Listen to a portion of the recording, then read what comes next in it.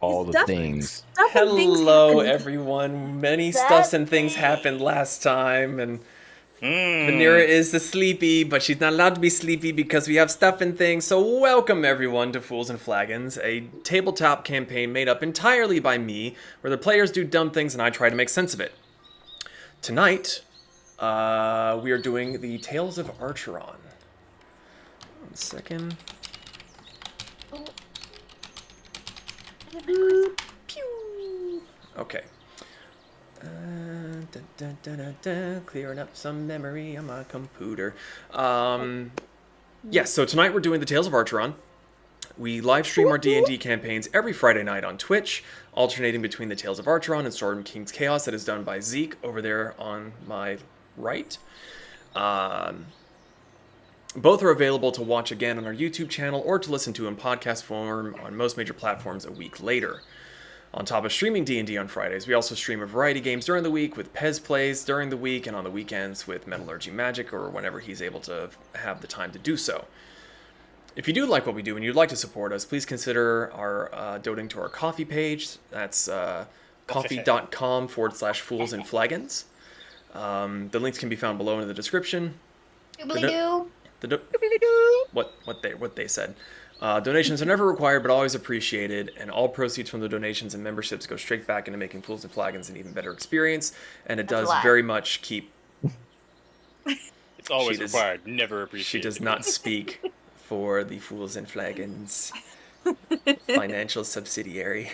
It goes to Bobart and Brooklyn and Breed. Where is the loaf? Loafin'. Can I see the loaf? And the booba. Come here. The boobage. Your father wants to see you. Booby's disturbed since I moved him from his seat. I wish to see... Oh, I heard them now. Look at her. Aww. No, those faces, what is happening? My Goyle. You put Leggy down. No. It does very much help keep the podcast alive and well. It is not cheap to host it. We do want to thank you for your follows, subscriptions, and bits on Twitch. We do apologize that we cannot recognize them verbally, as that would interrupt the flow of the game. But generally speaking, when someone's not being spoken to directly by me, they're not paying attention or looking at chat anyway. So, you can probably get anyone's attention apart from mine own at any point during the stream. What'd you say? What? Would you like your magic to work today? Yeah. That's a crying fucking... Wait, hold on. Oh, no, I'm not going to play it. That's too damn bad. Anyone else have anything that they want to chat about, talk about? Always appreciated. Apologies from me for the dead air on last week. If you're in the Florida area, I will be a performer for HHN, so I had to go through orientation, and Universal's very unmoving about certain things. They schedule stuff when they want to. But yeah, so apologies for that, but we will resume next weekend. Next Friday. Next Friday. Okay. I have plans. Oh. I don't like that. Well, with all that being said, no one else has anything. Grab your drinks and raise your glasses. It's time for Fools and Flagons. What's up, bitches? Time for fools and asses. And boy, oh boy. What's with the red light? That's his mood ring. Everyone dies. Now everything's bad. Happy, sad, happy, sad, happy, sad, murderous, happy. Oh So- no, the popo! Vanera. Angry sad, angry sad, angry sad, angry sad, angry sad, angry sad. Really? I really hope Becca's not watching, because otherwise she's just seizing in the living room now. Wow. Nah, she'll be fine. It's like bottom left corner. Be alright. So, we got quite the recap today. Last we left off, the captain of the Harper's Fury got the Tempests settled into their 3-week training schedule before departing for high tide. Halfway through their training, they were given a day off to go visit the Kadali Ruins upon Vanera's request. The Archmage Otus took the party up to the ruins and left them to explore on their own. The crumbled walls and remaining statues were overgrown with vines and moss, except for a central pedestal. I knew that was going to come, but I had to put it in there. Except for a central pedestal with an empty golden basin on top of it that seemed untouched by the ravages of time. Within was a spherical indentation that seemed to beckon one closer, and urging to place something within. A certain something that was on Vanera's person. The metallic sphere that had been given to them by Qhiph'aks, who assumed the Tempest had dropped it during the fight with the mushroom tender so many months ago. Vanera was able to shake off the temptation, Yes. the draw to place the sphere into the indentation and promptly check the pedestal for evil hoodoo-voodoo. Voodoo. A smoky entity was twisting and writhing from the basin and was just out of the normal person's sight, but Vanera was able to repel the creature and promptly reached out to Cadall for advice. The god arrived with thunderous clouds and a great deal of anger. Taking the orb from Vanera, Cadall revealed that they had narrowly avoided a great disaster. Something about the orb releasing a great evil, if placed within. Things were happening behind the scenes that even he could not foresee, and the Tempests were supposedly smack dab in the middle of it. They were, however, foiling whatever plans were underway in the process. He then revealed that these plots had led to the supposed death of Valkyrie, goddess of the frozen north in Rokasing, and while Zaan proceeded to take his frustrations out on the remaining architecture, Cadall had placed his hand on Vanera's head, telling her to learn from the past so that the future may be saved, then vanished. Otus came at their call as the skies cleared and brought the party back to Harpermere, where he noticed that Vanera had a horn that had previously been invisible to all but the innocent. Confused about Cadall's parting words, the Tempests went to their wagon home to think about their next steps, wherein Brick asked if Vanera had thought to look in her book, which had previously been illegible. We rejoin the Tempests now as Vanera is finally able to read the cryptic texts within Cadall's journal. It is still very late in the evening. Most of you are, I say most of you, one of you is currently struggling to deal with grief and to not break everything in their path. The rest of you, are you looking to bed down? Are you all gathered around Grandma Vanera as she opens up ye old storybook? Grandma? Gathered around Grandma Vanera. Wow. She ain't no grandma. Mom cookies. You don't know how old she is. She a great grandma. I don't even think I know how old she is. Do you know how old she is? By that look, I'm guessing no.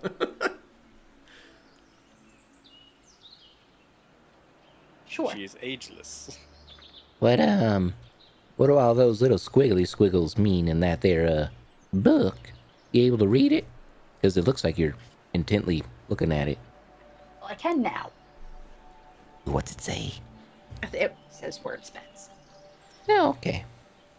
That's a good story. Is it only saying words on one page or on all of them now? Oh, it's all of them now. Oh. How many pages is that there book? Because I can only read past page 12 and then I get bored. Yeah, there's no pictures. I'm sorry. Oh, well, I'm bored already. No, there's doodles. I mean, there's doodles. I was getting there. I'm interested again.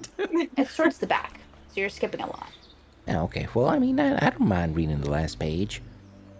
That's spoiling the story. Am I able to read it? story? DM? Wait, what? Am I able to read? Am I able to read it? Are you able to read or are you able to read it? Both. Let me check. Let me check your intelligence score. Oh, God.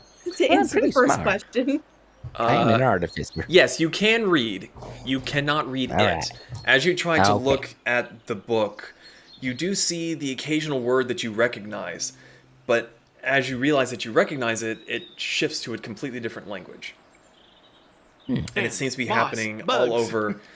And that's the weird thing. If you just look at one spot where one word is, that same word will be different every time it's a language that you can recognize. It'll say rock, and then him, and then ship.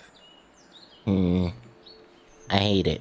It's like one of those there optical illusions where you look at one spot and then another spot appears and then you look over there and that other spot and... Yeah, I hate it. So, question for Kayla, not Vanera. Did you, because he sent this to you last week, have you actually gotten a chance to read it all? Yes. Oh, she was I texting read me it. quite a bit, like, with comments and, I can only imagine. yeah. I love you. I hate you. I love you. I hate you. Kinda. So, give us the lowdown. It's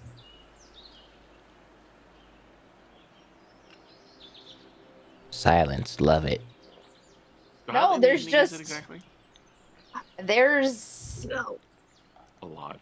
just a lot. Cliff Uh, notes? DM Cliff Notes. What, you don't want to give your own synopsis?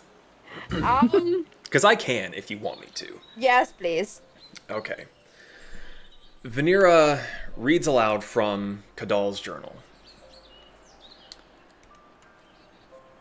As it starts out, Cadall speaks of how he was just an old codger living as a hermit in the mountains, cooking a breakfast on a cold winter's morning.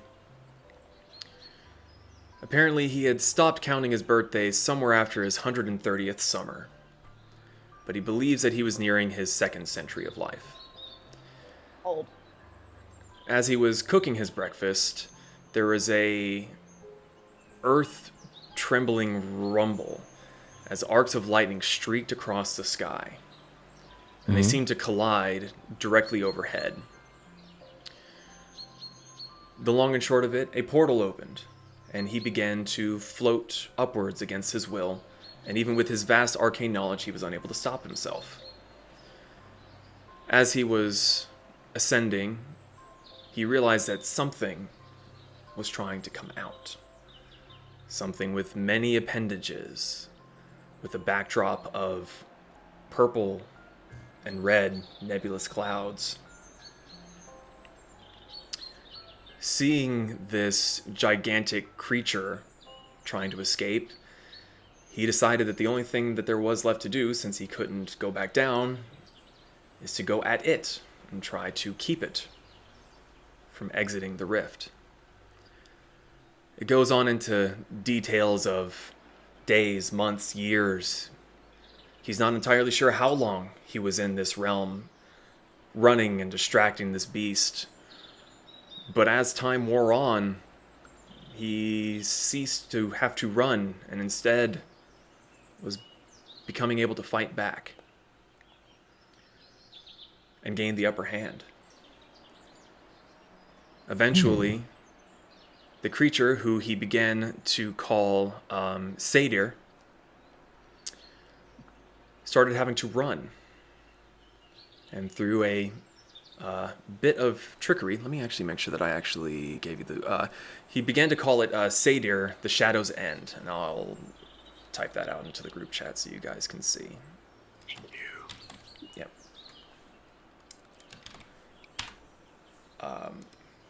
Cadall's power began to grow, and he began to be able to push it back and began to come up with more wildly powerful spells to try and drive off this horror from whatever plane the portal had been ripped open in the sky. Unfortunately, however, in a momentary lapse of paying attention, he was hurled back through the portal from where he had originally come through. And as the creature tried to escape again, Cadall realized that the energy was coming from 2 points across the globe. One to the southwest, one to the northeast. Reaching out with his hands, he pushed one down and one up, severing the bond and closing the portal. For all the amount of time that he was within that realm, only moments had passed. The bacon that he had been cooking on the fire outside of his hermit home was only just now beginning to burn. but something didn't feel right. The threat had passed, but as he reflected on it, he went to investigate the sources of those beams of energy. The first one in the kingdom that he had been most familiar with, which was now known as the Nightly Kingdoms. There was a floating temple, the one that he had lifted upward with his right palm, and there were cultists there. And as he went about slaying them, they couldn't help but shout out in taunting manner, "You will never stop the order of the transcendent maw. Decades of work undone in seconds. How dare you set foot in this sacred place? The maw will consume you and everything you're foolishly fighting to protect. We will start again. The ritual will be complete." He goes on to say blah blah blah. "I did not find their leader, nor did any of the cultists give me a clue as to their identity or their identity or about where they might be at that time. I hope to this day that he or she was at the western portal when it submerged. The last hint that he saw was their symbol, which looked like two lowercase i's, side by side. It was the only clue he had to help track them down and eradicate their cult over the next decade or so.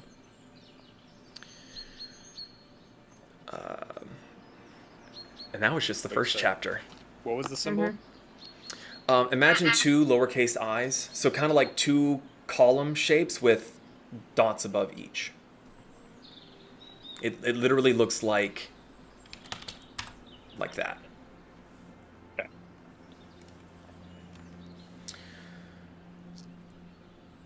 Going How'd you on, type that so fast? I hit I space I. Oh, I don't know why. I thought that was upside down exclamation. Look, I'm drunk. I don't care. God damn it.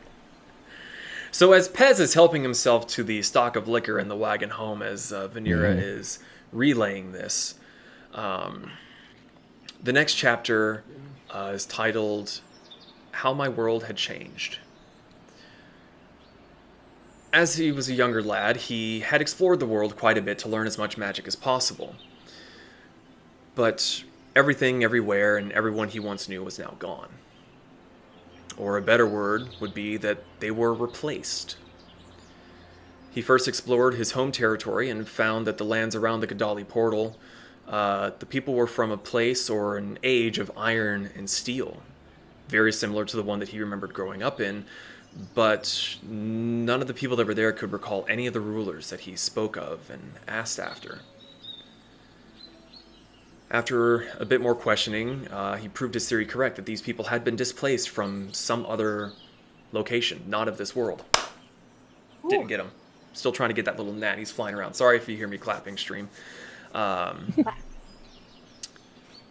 He spent a bit of time there helping them get their lives in order, get things settled, but he would move on soon. And he would investigate the world of Drago first, the home region that he was from. And flying to the south, he found groups of orcs, kobolds, goblins, ogres, trolls. They were all fighting and looking for dominance. It was one giant bloodbath. While he wasn't particularly fond of the creatures, he wasn't particularly hateful towards them either, and felt the need to assist them. He observed them for a while and decided that with this newfound power that he had achieved while fighting Sadir, that he would try to construct something from the leftover parts of the slain greenskins to give them a leader. He constructed a massive orc and called him Gambors. And he was tasked with overseeing the greenskins. Needless to say, it was a great success. They all began to worship the mighty orc leader. And they began to pray for him for protection and to lend his strength to them so they could defeat their enemies and have successful hunts and so forth. And Cadall granted Gambors the ability to grant these requests, essentially elevating him from a mere powerful orc to the equivalent of a deity. Now that Gambors was tasked with protecting his people and could oversee their survival, he moved on. Traveled further north and discovered that there were dwarves in the mountains, singing and mining and just seeming overly happy. And he didn't remember there being, yeah, hi-ho, hi-ho. Spoke with their elected leader and come to find that at first they were a bit put out, they were a bit afraid, and as their scouts returned and discovered that they were in a brand new untapped land, that fear became excitement. There were new mines to dig, new ores and sculptures and new legends to create. And thus he created Bowler, the dwarven deity, on the condition that he was to be there as an advisor and would never be a ruler. Both Bowler and the elected dwarven official agreed to this. And with their hospitality enjoyed, Cadall went back on his way. Much further to the north, in the frozen lands, there were people struggling to survive in the frigid north. They were starving, suffering from frostbite. So he fashioned a new deity that he called Valkyrie to be a strong, powerful leader, to teach the people there how to survive in the frigid north. Eventually he traveled further to the east across the ocean, where the sister continent he knew once to be, found that it was still there, and there was a bit of conflict. A large band of disassociated, very tribal, very brutal people in the north attacking a more civilized people to the south. He offered assistance to the north first, as he had freshly arrived there, but they denied his assistance and basically told him to go fuck off. They are now known as the lawless tribes of Iera. To the south, however, the people there were very happy for his aid. We're so happy. They were so happy. Helping. I am condensing 11 pages worth of lore that I have written, and my brain is going a mile a minute here, so sorry if I flub a little bit. Zeke! He crafted, Cadall attempted to craft a new deity that was both strong warrior leader, but also a competent artisan and poet. And he Coyote wasn't quite as successful as he would like, and instead got the deity Talia, who's a little bit of a split personality. In one moment, she'd be in her armor, ready to do battle, and the next, she'd be sipping wine and writing a limerick or singing a song. But even with this split personality, everything seemed okay, and Cadall moved on. He next moved across the mountains and saw two nations that were at each other's throat, but neither quite willing to be the first to strike the first blow. So speaking with the two nations, come to find that both in their own religious beliefs had a dragon-like deity that they worshipped. And thus he created Shenshei and Tlazoccoatl, sorry. And to say that the people were delighted was an understatement. Now that they were in a forever truce under threat of death by the dragon lovers, the nations of Aslan and Takatari were formed, and their borders have been peaceful ever since. Moving towards the north, just to make sure that Cadall hadn't missed anyone, he came across a nation of elves. And they were being beset upon by some of the Takatari people and some of the lawless tribes that were coming over the north, and they essentially wanted to be left alone. And like a modern type explorer going into a unknown tribe, he was fired upon by many, many arrows. And upon flexing his power, they decided that maybe it's a good idea to not attack this person. And he sat down with their leader and discussed the problems and the situation that they were currently in, and decided that the deity that he would make for them was more of a boundary protector. And thus, Aaron was created, the deity of the elves who, like a ghost, melts into the shadows and the fog of this forest surrounding the Alari Dorai and protects the elves. Like a good neighbor, Aaron is there. Waiting to stab you in the back. Wop, wop.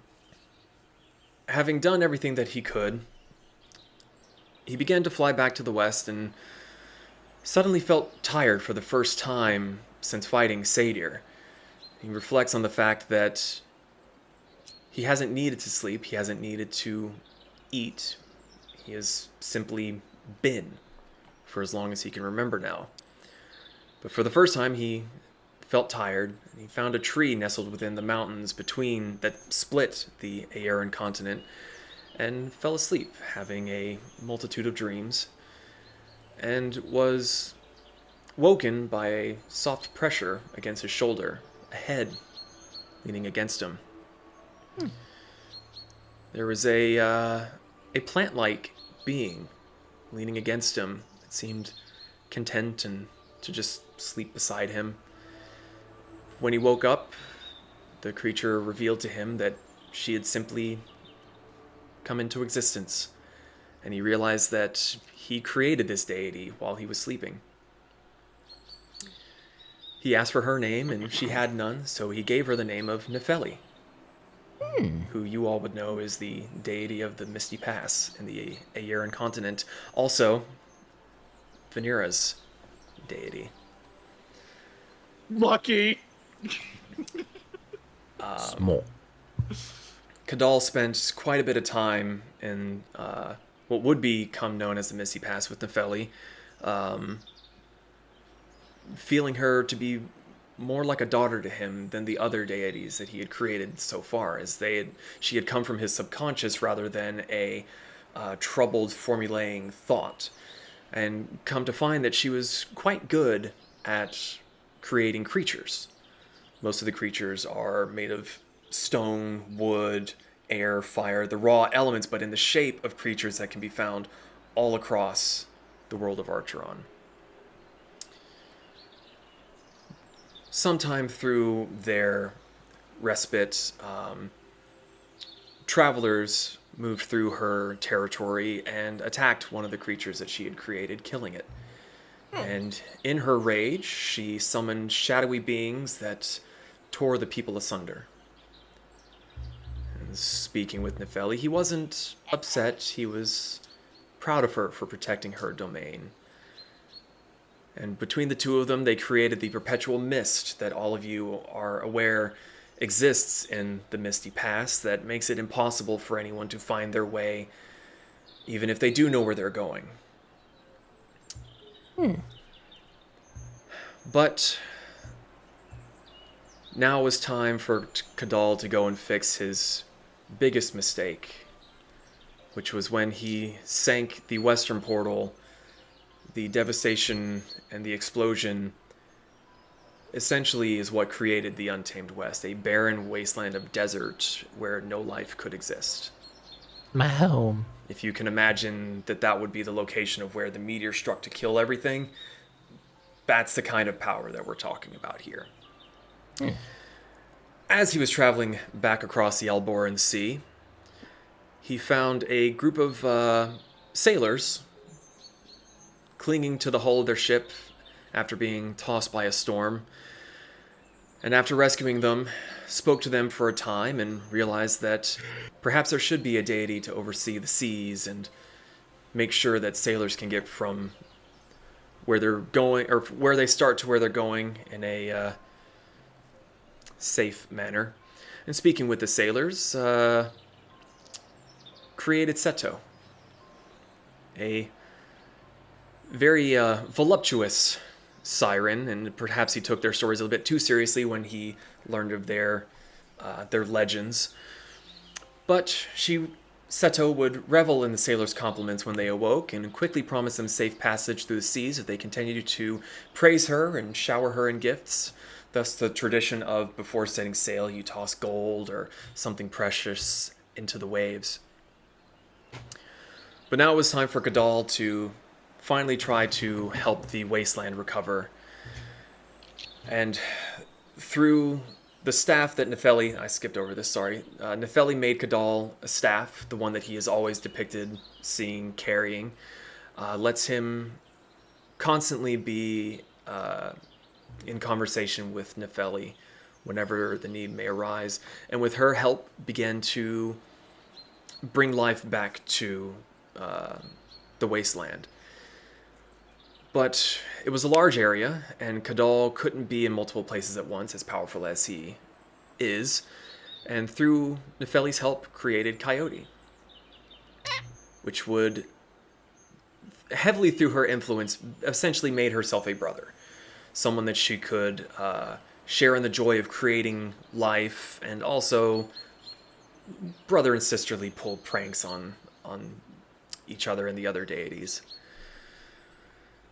Now that everywhere had been taken care of, we get on to the final chapter where Cadall gathered all of the deities he had created and set ground rules for them.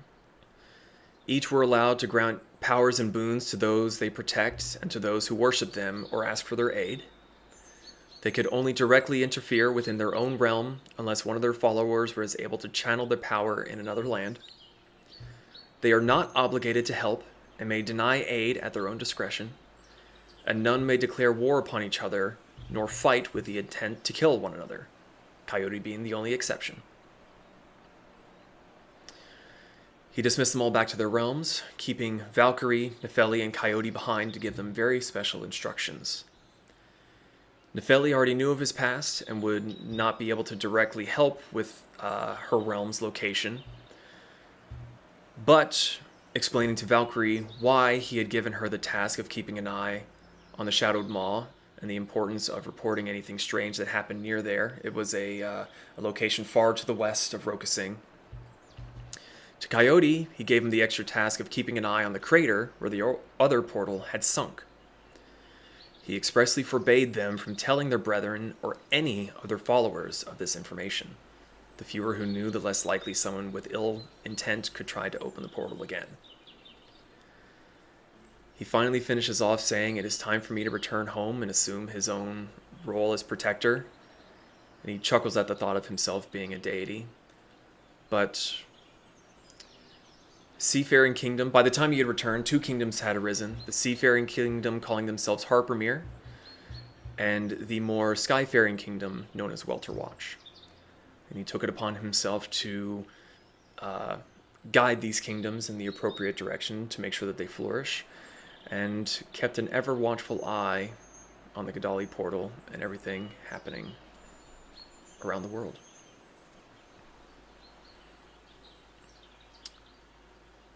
There is a final bit that is written, and Vanera, you can read that aloud if you like, or you can keep that to yourself. Oh, she's logging into her phone. Looking. Am I going to keep it secret or not? Waiting. The last pages say, Nefeli, my greatest creation and my loving daughter, I give this journal to you for safekeeping. Add to it if you like.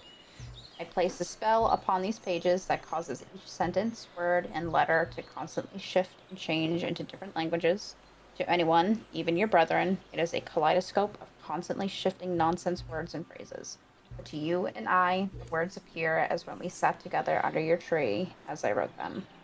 I eagerly await the next chance to have a visit with you. Your voice is always welcome whenever you wish to speak to me. I will move the very planet for you. Love you always, Cadall. And I'm guessing she wrote, because there's another chapter, The Happy Accident or whatever, that I'm guessing talks about the dinosaurs. So, you can see that even you're able to see that the editions where it said the happy accident, family reunion, and all were written in a different hand. Okay, so that's the Felly. It also seems to be the same handwriting of what had done the doodles. Right. Brick's gonna raise his, like, just kind of raise a finger in the air. I just want to point out, I was right. About what? First time we talked about the gods, I hypothesized that they were just really powerful wizards. I was right. Well, kind of. I was right about one of them. Oh, Go on. congratulations. Science! Science! Congratulations. So, Coyote's the youngest? Yeah. I thought he was the oldest. Like, he was the creator of everything. No. Oh. Far from. Well, I mean, that just goes to show that I know nothing about religion and gods and all that. I just into the Yeah, lands. we knew that. Yep. It's a bit harsh. Just a bit.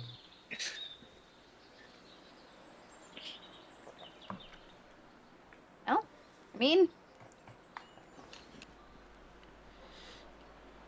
So, putting Rokasing on the list to go investigate, because it said she was keeping watch over the mall, because that's in Rokasing.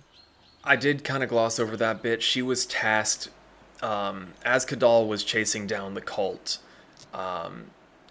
there was another portal that was closed in the far west of Rokasing, and he charged Valkyrie with keeping watch over it, which is why she has her wings, so that she can travel faster. Right. So there was one, the Kadali Ruin, which we were at, which he lifted into the air. The one in the west, and the Untamed West, which he plummeted into the ground, which I'm guessing was probably either nearby or at the Silver City, which is probably why it ended up underground. It's more aligned with where the Oasis is. Oh. I was about to say, even I figured that one out. I'm not looking at the map. He doesn't right have the now. map open to him. Oh, okay. I was about to say, yeah, I'm staring at them like there, he went there. Okay, and then, but there was an unused one at the time in west of Rokasing. Well, the ruins created the portal in the sky, which was supposed to let Satyr into the world to consume everything. This portal to the west in Rokasing was a physical structure that was a portal in and of itself. Oh. So, what was there a description of this satyr person, creature, critter? Tentacles. Let me get to that again real quick, because I did try to gloss over it. Let's see. And An eldritch beast of colossal proportions, chitinous black armor covered its body, had a sweeping comb that extended off the back of its head. It had no eyes, but it seemed to still be able to see him. 4 arms, hands that held varying numbers of digits, 3 fingers 5, 7 on one.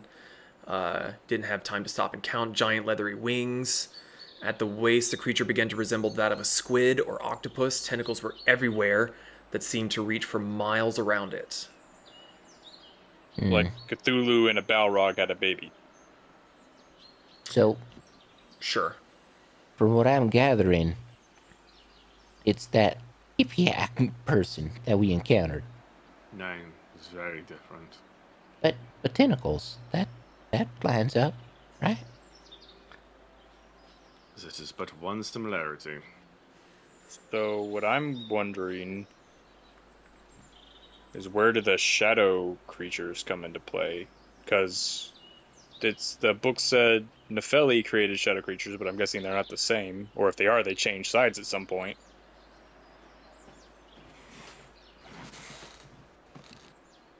I doubt they're the same.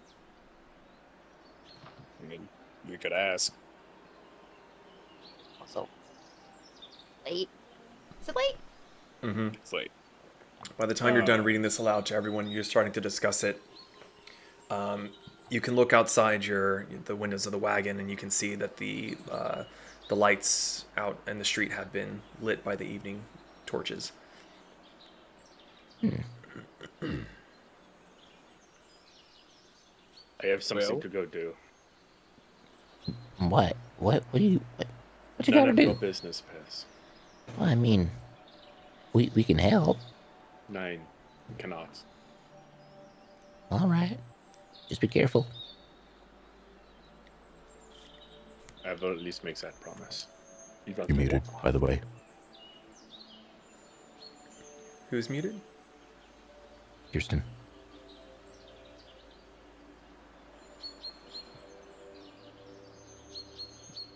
Technical difficulties. Yep. I blame Bobart. You might be just very quiet. Nope. Oh, it's... I had this problem a day or two ago. Just immediately changed to some other mic. Nope, nothing. Technical difficulties. She just waved us off. Fuck it. Just click the button on your headset and see if that fixes it. Did you get it? No, and there's 2 now. They're fucking They're multiplying. I've killed like 8 or 9. Oh, wait. Talk. Okay. There it is. Hey, there you Okay. are.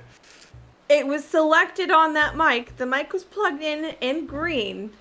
I don't know what the fuck just happened. So But- you were saying. All Kasumi said was try not to destroy anything before you left. Zaan's literally going to hold up his arms with the thingies that... The shackles. The shackles, which are... I don't actually know what they do, but they do something to them. Probably cut off. your Murder. magic. Guess we'll find out. So So is anyone stopping him? no. Nope. Good luck. Have fun. Oh, Brick will look over his shoulder. Do you need some incense? Zaan's going to jiggle his bag. He's got all of it. Okay. All right. Zaan, where are you heading? I'm going to the church with all of the statues of God. Okay. So you head back to the Temple of the Gods. No one stops you along your route. You're just walking the street. There's a few people out and about, but they're very few and far between. Harpermere is not well known as a nightlife city, but even then, the guards that are patrolling, they don't seem to pay you any mind. You're not doing anything nefarious. You're just walking. And eventually you do get to the Temple of the Gods where you had spoken to Ellis once before. And the door opens. There doesn't seem to be anyone around. There are a few candles lit under most of the statues of the deities. Some are a little bit higher than others, if people have come in later on in the day to light and say their prayers, and a few others are a bit lower, maybe someone to come by earlier in the day and just slowly petering out. But you seem to be alone. What would you like to do?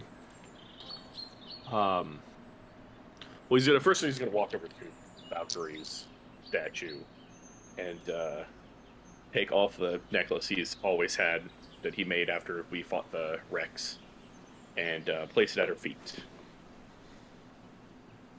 Before walking to the very center of the room, is there...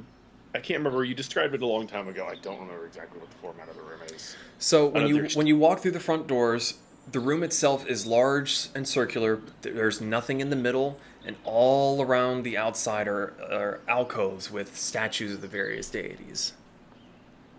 He's gonna go to the center of the room. Okay. And I guess he's gonna pull out a few things of incense. He's obviously not used to talking to other gods, so he's gonna sit down, cross-legged, slowly, breathing in and out, calming himself the most that he can. Eternal rage.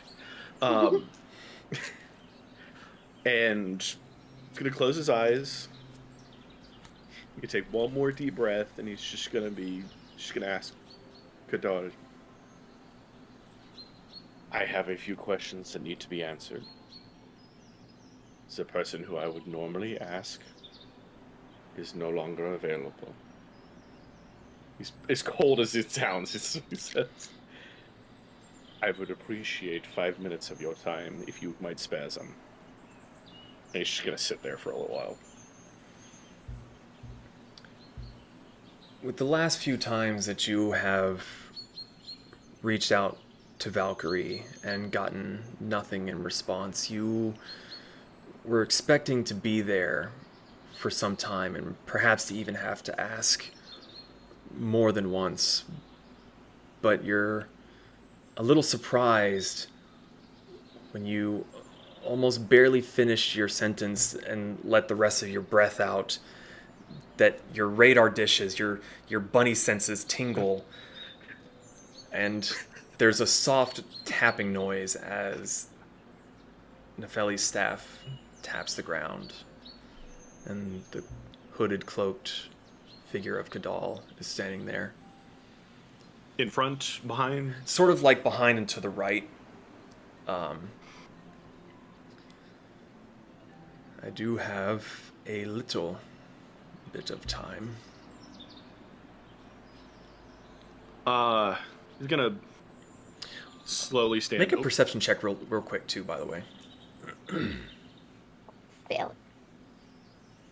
Really happy my perception's high. I got an 11. That's because I got a 11. +9. Okay. As you stand up, you kind of hear more than feel like there's static in your fur. He's gonna shake his head for a second. And just static. Focus on it later. More important stuff first. As he stands up, he's gonna turn around and look at Cadall. As you're looking at Cadall, versus the last time you saw him, both of his eyes are blue. I remember what colors they were the first time. Do you? No, not at all. I was gonna statue. I didn't give a shit. I'm gonna be Well, blatantly honest. technically, you had seen him before that news was dropped, but there's a gnat in my water. Ew, gross. Oh, one down, one to go. Well, you finally got him. Oh Technically. no, he got out. Oh. He was in Ew. my mug. Anyway, sorry. What's your question? So, Cadall, from what you say, my mother is gone. My mother also knew where I came from, and I am hoping she talked to you about it. Has my mother mentioned anything about me and my appearance in Rokasing? He looks at you for a moment, and you can kind of see his jaw behind his beard kind of working as he's considering what to say.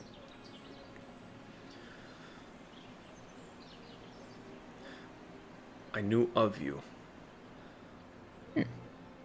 but what you are, I still do not know. And if Well. I am to be honest with you, I do not trust. This is fair. I wouldn't either. That being said, the journal you gave Vanera had a few tidbits in it that were eerily familiar. Come on. Fucker. They're eerily familiar. Smack! I knew you were evil the whole time! Sorry, small victories. You're good. So, this realms that you fought Seder in, I have been to it twice. And for better or for worse, one of the entities there says I am the offspring. The slight feeling of static around your fur intensifies. He's getting ready to smite you. There's a bit of wind that seems to rush through the open doorway of the temple, and you hear the rumblings of what sounds to be a quite violent storm beginning to brew outside what had been a very clear night for Harpermere. He looks at you, and his eyes seem to glow a brighter blue, and that jaw is working even harder. And you see him breathe in as if to say something. His mouth opens, but then his right eye begins to glow green. And he pauses. The wind subsides slightly. Would you let me fucking finish? The winds outside begin to diminish slightly. He shuts his mouth, and he's now looking at you with his blue and green eyes. I'm gonna have to ask about that icing after we're done talking. But judging by the fact you haven't smote me off the face of, the world, you don't necessarily see me as evil.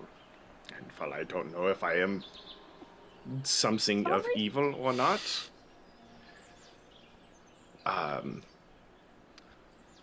my mother at least trusted me. And she was the only one who I could consider a mother, and she's gone. As far as I know, my father is still there. Probably should message him after this. You see Cadall kind of look upward slightly, almost as if he's looking towards Rokasing. And after a moment or two passed, he looks back down. Konkaro still lives. Oh, thank God. Yes, this was about to be a very bad night if you didn't say that, but, Valkyrie kept an eye on you by my request. When she told me that you came through the portal, I feared you were one of his. Well, I can't necessarily say that I'm not, but I can, he's gonna sit there and just think for a second. Well, I can access the realm through banishment. It sends me back to this purple and red realm which you've described very, very clearly in the journal you gave Vanera. And I don't know what to do. I was hoping Valkyrie would be the one to talk to me about my origin and how... Well, at first we'd fight it back if push comes to shove, but now that she's gone, Cadall, I don't know what to do. Through my whole life, my father, raised me, Valkyrie raised me and trained me, and I was content on being from Rokasing and, do what we do best. Be Rokasing. Your home, and where you choose to say you are from, it is a good land.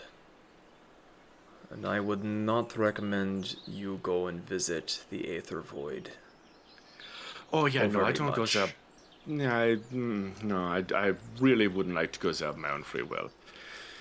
You do not want to encounter that creature. No, I can definitely feel his presence at And some let point while I was there. me warn you. And he looks towards the north again, from the direction you would come. And as he looks back at you, his right eye, the one that's glowing green, seems to be growing even brighter. If anything were to happen to Vanera, you will be the first one that we speak to. Murder. So, is this like if something such as general happens, or if I do something to Vanera? You will be the first one that we speak to. Well, That's both ominous and totally...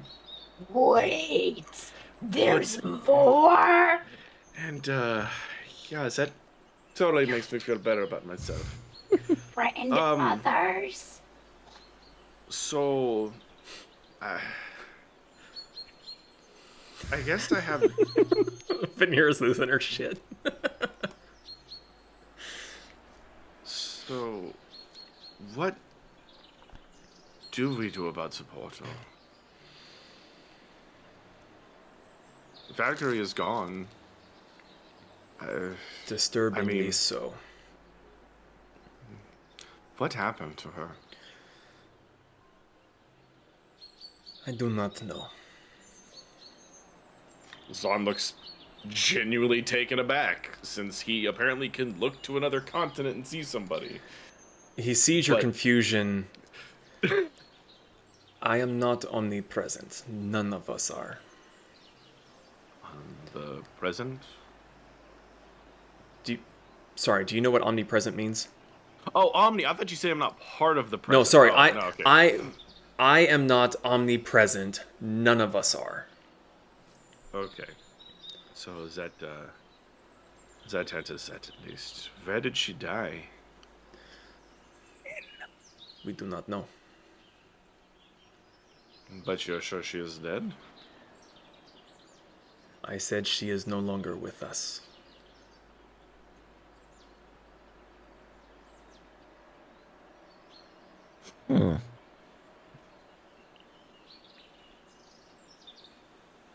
Interesting. It's your horn. Well, what I wish for you to do, and the rest of the templates, the rest of the Tempests, The Hopley Tempests. continue to meddle, continue to thwart,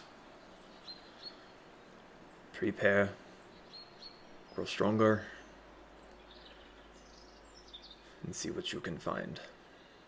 Oh, we meddling. well, we got the snacks.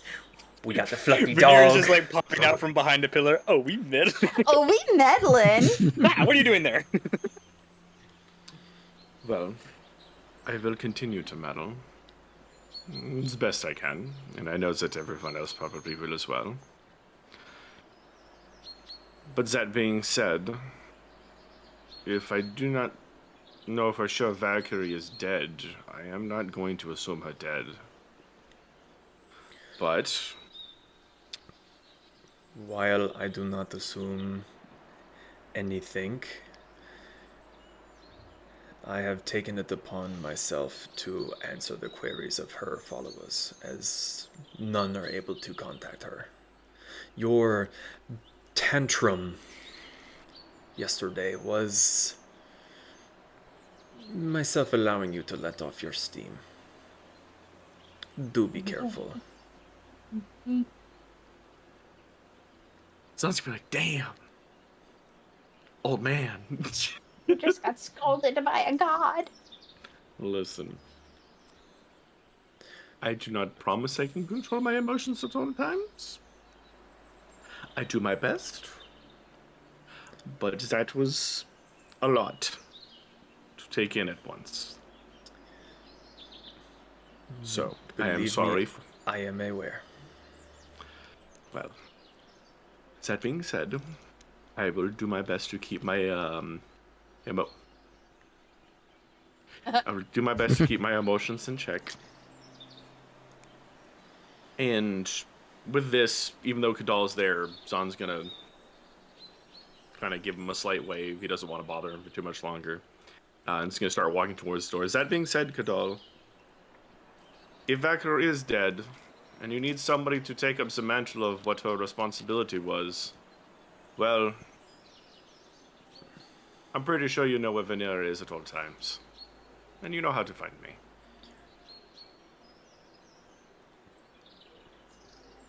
And he's going to start walking back to the cart.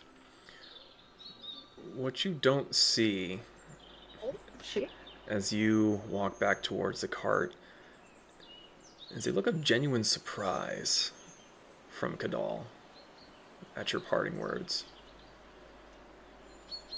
But you head back to the cart through the night. Again, unbothered by the local guard, perhaps taking a little bit more time to wander and let your mind think. What are the rest of you doing? You haven't heard any alarm bells. You don't think he's gotten into trouble. But there's still that chance. While walking back, he pulls out a match. Should I, just to make sure that they're okay? He pulls out a handful of matches and he puts one away and goes, should I? Should I not? Should I? Should I not? Is there a jail in this town that is worthy of this match? Oh, I know one building worthy of that match. And that's still going to happen. You leave Oscar alone. You dug your graves with him. So, what are the rest of you doing? Phenomenal.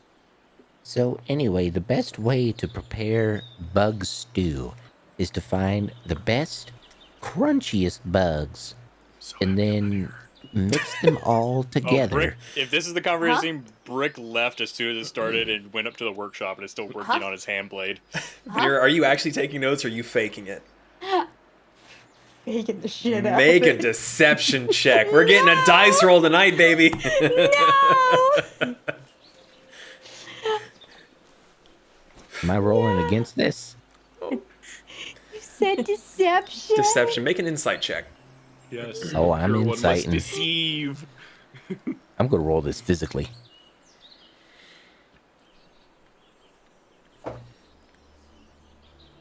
Oh my god. 16. I rolled a natural 20. You didn't. Plus 2. I did. I did. You have seen Vanera write things before. Her hand ain't moving right. Anyway, so bug stew is a combination of bugs. For the broth, it's unicorn blood, and then you have a little bit of sprinkling of some leaves. Wait, did you just say unicorn blood? Huh? No? Kasumi, I got a prop because this is what she's doing. She's drinking her cup of tea, just stirring it, just like blankly staring at Pez. But after the comment, she's like, okay.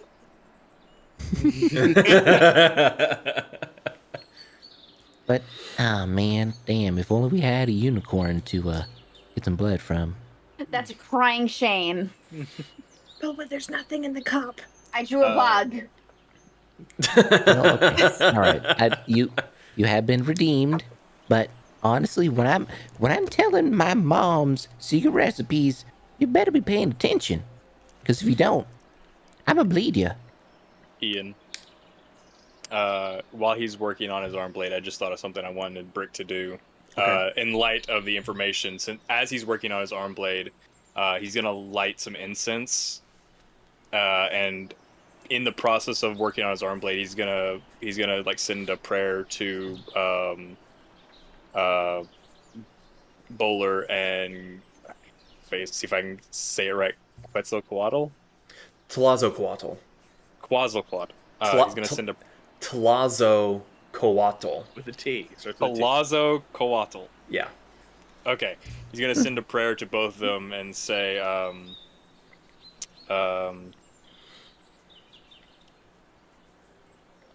guide and bless this invention, and may I use it to strike the heart of those who would take away your loved one.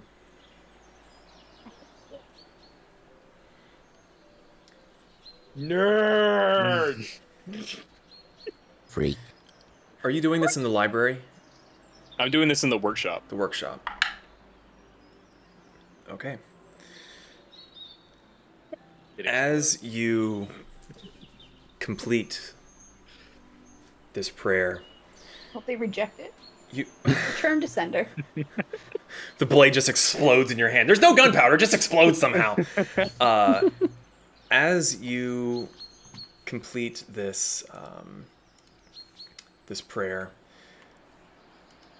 you find your vision going dark. Jeez. I'm blind. You don't generally feel tired. You know when you need to pause and let your energy reserves rebuild. But this feels different. And as you begin to feel yourself slip forward, as if you're about to fall face first onto the workbench, you don't hit the workbench. You tumble forward. And you hear a clanging sound. You seem to be falling, and the clanging is ringing and ringing. And there's a sudden jolt, and your eyes open. And you see Bowler as you had seen him before, but where you had seen him working at his anvil when he was giving you the vision of the mushroom tender, he's now sitting in front of it, hammer in hand. He seems tired, a bit sad, and he's looking at you. Soft glow behind him from his forge. This is the first time we get to speak between you and I. It is now. Fuck you. But they're gods. They can be whatever.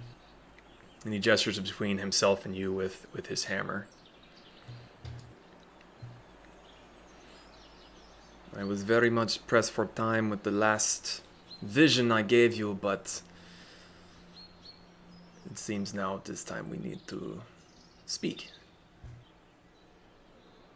We sort of spoke once before, but I believe you were taking the form of stone and fire. He kind of thinks for a moment and goes, yes, I love pulling that trick. Can you imagine the amount of broken thumbs I have caused by appearing in a smith's fire? It is hilarious. And he slaps his thigh and he just has this big grin on his face. A huge contrast to how you had first seen him upon opening your eyes, where he just looked devastated.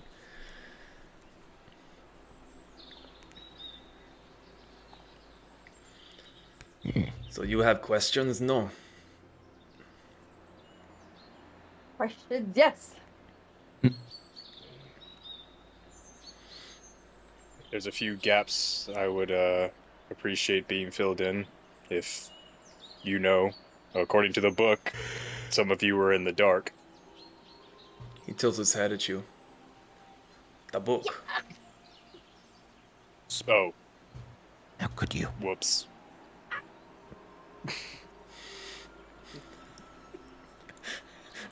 She's so mad at you.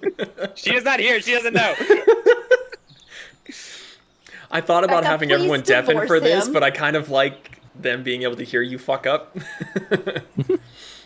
Divorced. I will answer to my ability, but I cannot give promise if I do not know.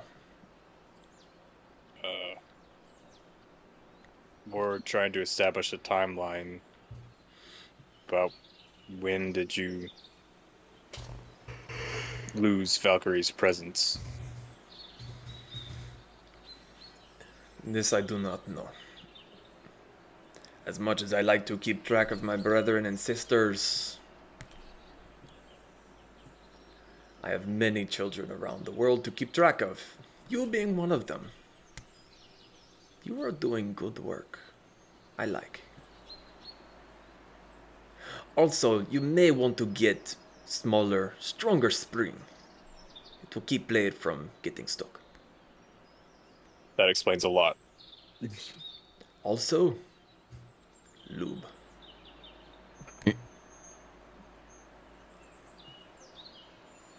Fair enough. You're welcome, you immature fuckers. Blue rabbit somehow poked his head out of nowhere.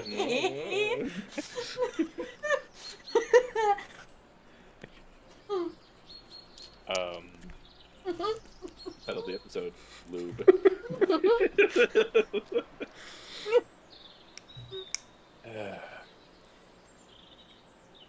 So we don't know when these shadow things. Any idea where they are? What they are? Not a clue. That seems to be everyone else's response as well. The fact that there are machinations going on of which none of us are aware is impressively terrifying. Yeah, your father, if that's what you want to call him, seems The old man is good, but even he is not infallible. Oh, I was about to say he seems very angry right now, as all of you have a right to be. He points his hammer at you. Would you not be upset if one of yours was taken from you? What of Yes. that foxy one? The one from Takatari. You would be mad if she were to go, no? Have been and will be. We have a habit of going down, but thankfully haven't stayed down. So yes, I am angry. And he, hits the hammer on the ground and the forge behind him flares up.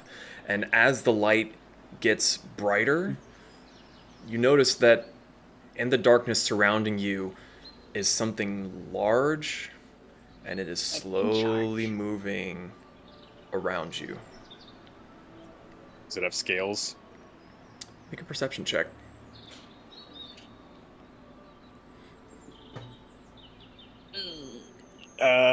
Could have been better. 12. It was too quick of a flash to see. You sort of wince back from the heat, and as the flames die down a little bit more again, that's when you notice the movement in your periphery, but the light faded just before you can make out much detail.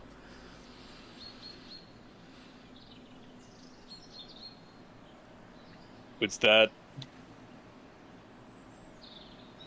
Never mind.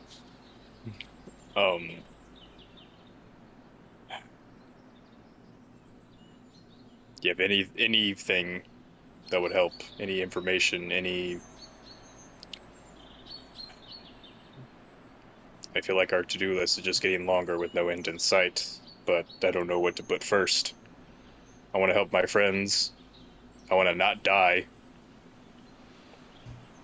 But I also don't want to let this get out of hand. So far as that I can tell, you are on the right path. You complete tasks, get rid of distractions, and he's pointing to you again, but he's more pointing towards your chest. You get yourself fixed so you can be strong and you can protect. You, right now? Bah, weakling. Ow. It's true, no? Your spells, sometimes they don't work. It is a problem. Get it fixed. It's number 2 on the list right now. I have a promise to keep before that. Is good. Keep promise. Very good. With that, he kind of like claps his hands on his thighs and he looks back and goes, "What, you have nothing to add? Stupid serpent." I kind of look into the darkness as well. You don't see anything. Kind of assuming based off of the movement I saw, how big it was, and who I sent the prayer to, I'm going to try to make an assumption. We haven't met one of your greatest inventors I owe my life to. I hope to serve you as well in some way. Any guidance or wisdom is greatly appreciated. As you say this, there's a deep rumbling. It's not a word, it's not a purr, it's a vibration in the air. And as you begin to feel these vibrations in you, your vision begins to go dark again. And you see Bowler kind of look off behind you and then down, pointing at you with his hammer. He goes, "He likes you!" Your vision fades into blackness again. And with a jolt, as if someone just punched you in the side, you sit bolt upright. You look around, you're back in the workshop. And in front of you on the table is a large feather that fades from green to red, from the base to the tip.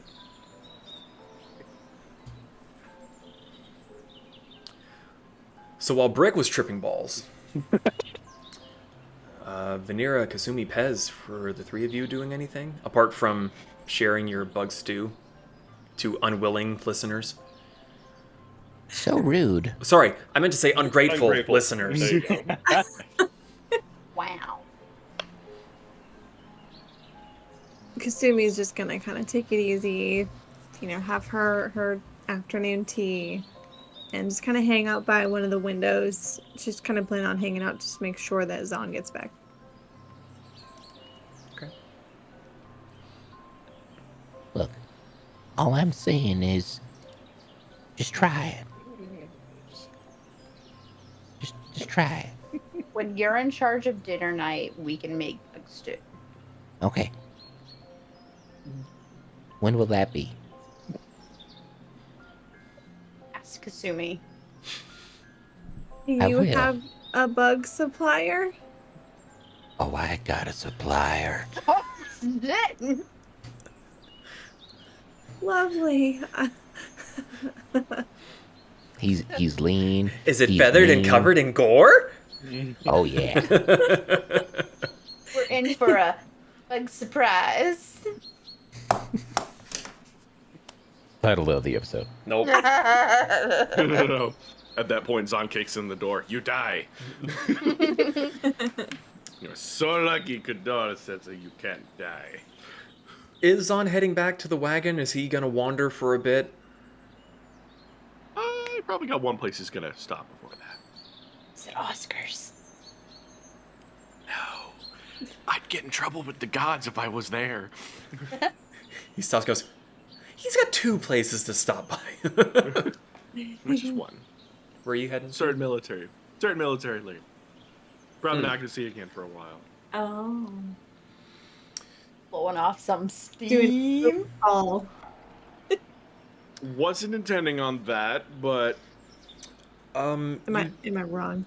You do try to go find the lieutenant, but it is getting on into the middle of the night, and her usual patrol routes that you've been sneaking away to encounter her, she's not there.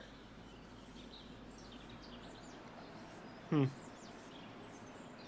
that's disappointing. Oh, I have time to go home, I guess. It is late That's night. good. Oh, yes. The night is late. And you're so wonderful. No, yeah, he's just gonna head back. Okay. Anything else anyone wants to do before nighttime? Rick is going to attach the feather to his crown, and finally his magic flares and similar feathers around the rest of his crown with that one in the center, and they also start coming out from beneath his gauntlets and shin guards as kind of a homage. As you're doing this, you also you had a decent idea of how you wanted to do your blade, and there were some parts of your design that you weren't really happy with, that you were still trying to work out. The blueprint in your mind is now crystal clear. You know exactly what you need to do to make this work.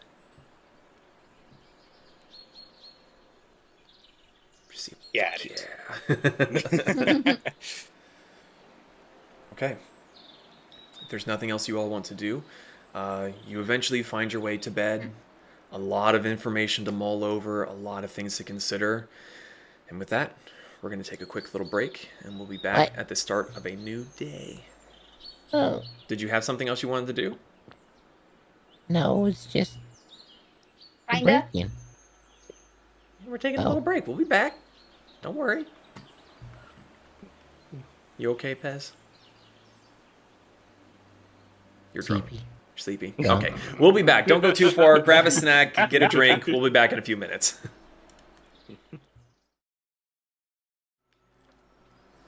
And we are back.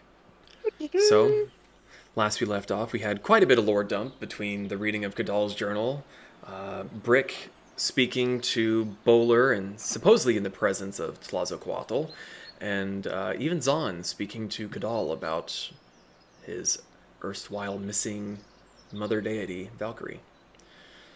So, the birds begin to chirp, the sunlight begins to beam through the windows.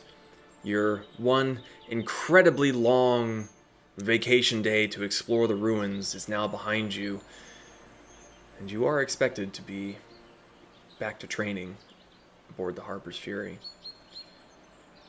Oh yeah, that's right. We got a roll for that, right? Like the, or am I thinking of a different skill check? I think I had you guys roll that already. Yeah, I think we rolled it. Oh, okay. Just making sure. Because Yeah. I had it in my notes that we had to keep rolling. My notes are up here. Well, I had you roll for your hand cannon, and you were well on your way to getting that sorted. That's right. Did I write down? Because I wrote down... Well, Brick, you had an initial good success, and then you hit a bit of a wall. Right, But with through your conversation with Bowler, your partial successes have now become complete successes, and you will have it ready within the week. Okay. And I then just I gotta- only did Gunner, I think. You did Gunner. Okay. So What were you saying, and we Pez? Oh, I just had to get this out of the way. Brick hit a brick wall. Okay, continue. So glad I waited for that to happen. Anyway, Brick, as you were saying, and we only did 3 weeks of training, right? 3 weeks. You have Okay. done a week and a half, and partway through the second week is when you took the day off to go explore the ruins. And Right. Okay. yeah, I got nothing else. Oh, actually, I do got a question for El Capitan and other magic people. Yes. Is there a way we can add a fancy door to this here boat that'll lead back to the pantry in our wagon? Yes, the amount of gold and time it would cost, not enough. But I don't- again, I just don't want to leave our wagon. It's our home. Well, we're coming back to it. No. Think of it this way, Pez. If we put a door on the boat and the boat sinks, well then the cart will then sink. How will the cart sink on land? I don't think that's how that works. And Brick just looks at Kiss-Me. I don't know. So Like, just and how? it's The a door. Water starts filling up the door, and then it starts pouring out and Yes. leaking underneath the door. yes, and then the ocean then starts coming through the door of the cart. That's But not how then- the door works. Then the entire nightly kingdoms would be flooded, but then the water would go back into the ocean, so it'd be a perpetual loop. We just invented perpetual energy. Yes, but the problem with that is everything in the cart would now be not in the cart. And I it's have a ocean. headache. Oh. It'll be a little bit wet, but profit. We would I will- always be on the sea and in water. Okay, I hate this idea. Let's not do that. This sounds like math, and I don't like it. Zana's gonna hold out his hand for a high five from Vanera.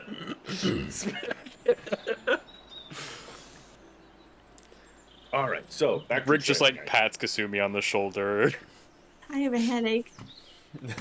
I have an aneurysm. Okay. Speaking of the people you were training, Aneurysms? yes. Speaking of aneurysms, I realized that I never gave you descriptions of the people that you were training underneath. How could you? How fucking fair. Yeah, I know. I just thought they were all a bunch of walking sticks. No. So, first off, let's see. Zaan, you are training under Isadora. She is the first mate, Captain Eric's second in command, a skilled navigator, and you find that she's actually a very accomplished fighter. She is a female dragonborn. She dresses in very unique, interesting, flowing silks that, I love her. as you've seen her practicing and sparring, you come to realize that the dangly bits of cloth are aid her in distracting. As one thing flips around, you're not sure if it's the tail coming to slap you in the face or a bit of blue cloth hanging from her elbow. It's a very nice mix of things. We have so many fucking bugs. It's ridiculous. Next up, Vanera. Yes? You are working with the male halfling, Caden. He is a self-proclaimed expert at navigating the seas and is very, very skilled at plotting courses, and is far more meticulous when it comes to navigating through more treacherous areas like the Broken Isles. Image, seems please. to be he seems to wear fairly similar, more similar to what Isadora is wearing. It's very kind of poofy, kind of like more poofy sleeves, poofy pants, has a red vest, a bandolier with charts and all hanging from... Hello? Yeah. Weirdly, he's still shorter than you. Hello? So Vanera, See. that outward man doesn't look so sexy. I was just about to say, think about Otus. How would he feel? Think of your man. Otus. Don't think about Otus. This guy is We never much had a hotter. conversation about exclusivity. What the fuck, guys? Their Facebook relationship says it's complicated. How tall is Isadora, out of curiosity? Like 6-7 foot tall? Do you have a height on her? She's got about a head and a half. No, 2.5 heads taller than you. So she's probably. pushing 6 feet, but it's a little tough to tell. Let's see. That brings up... Yes, I'm calling you short. Next up, we have Gunner Alistair, who... Let's see. That Brick, he is the one that you're mainly following under. Pez, you spend most of your time with him, but you'll be following someone else here shortly. Alistair is a male tiefling. He dresses more like you would expect Coyote to. He's got nice breeches, a dark grayish blue coat with a red vest. But you see burn marks and scars, and one of his hands is missing 2 fingers. He always has the scent of gunpowder about him, and he's very, very energetic, a bit explosive, and just seems excited to kind of come up with the next big explosive device. I love him! He is very well known as a very, very good marksman. He's responsible for manning the ship's cannons, defending the vessel against any threats. But you found that he's a bit of a hothead. If you kind of step out of line or don't do exactly what he says, he gets a bit angry real quick. But then the smile comes back, and he's generally an okay kind of guy. Tail. Let's see. That now brings us to Kasumi and Pez. Howdy. You two, well, Pez is also training under this person, but Kasumi, you're mainly spending your time with Quartermaster Finn. He is a male dwarf. He's responsible for managing the ship's supplies, ensuring the crew is healthy and well fed. He's a very, very good cook, and he seems to have a natural knack for keeping the morale high. He looks on the younger side of a dwarf's age, though he is starting to gray a bit early in the hair and the beard. General, short stature, thick arms. Oh.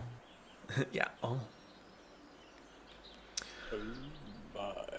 So, those are the ones that you have been training under and spending the last few weeks with.